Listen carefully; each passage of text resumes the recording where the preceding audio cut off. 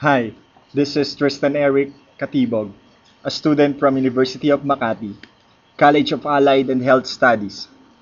I am about to discuss choledocholithiasis.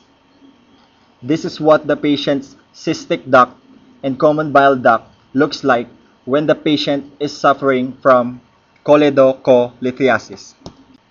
This is the pathophysiology of the choledocholithiasis. It has non-modifiable factor which is female and fertile, and modifiable factor which has increased intake of fatty foods. This may lead to alteration of fat metabolism and bile production that may cause to increase cholesterol in the bile, and this can lead to supersaturation of the cholesterol and bile viscosity that may result to formation of cholesterol stones that may lead to obstruction of common bile duct. Choledocholithiasis is manifested by abdominal pain on the right upper quadrant, fever, jaundice, nausea, and vomiting. Will intervene by advise the client to continue her medications according to the prescription, teach the client about deep breathing and controlled coughing exercise, splint the surgical wound with pillow, take a deep breath, hold for 3 seconds, and cough deeply 2 to 3 times.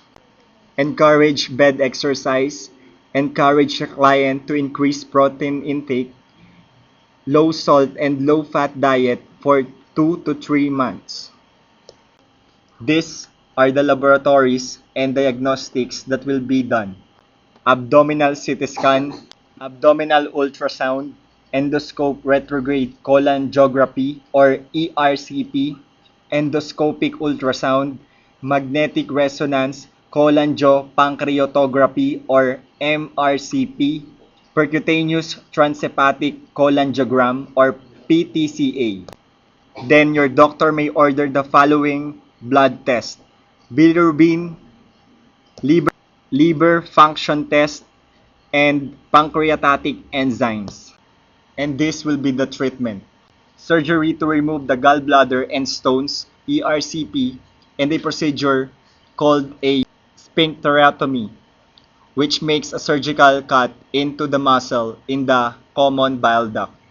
And the goal of the surgery is to relieve the blockage.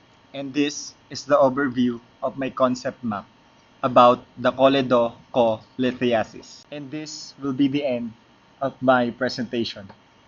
That's all, folks.